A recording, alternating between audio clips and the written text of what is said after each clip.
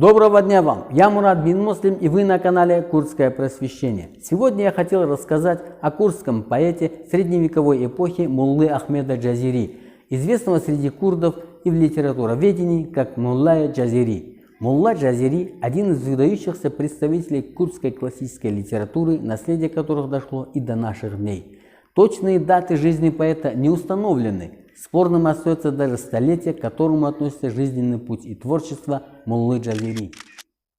В 1994 году издательством «Наука» в городе Санкт-Петербург выходит в свет книга Муллы Джазири «Диван газелей». Это очерк о жизни и творчестве поэта и сборник стихов. Вот такой вот краткий обзор книги мы приготовили для вас, друзья. Читайте, просвещайтесь, мы работаем для вас. Подписывайтесь на наш канал, ставьте лайки, пишите комментарии и распространяйте наше видео. До встречи!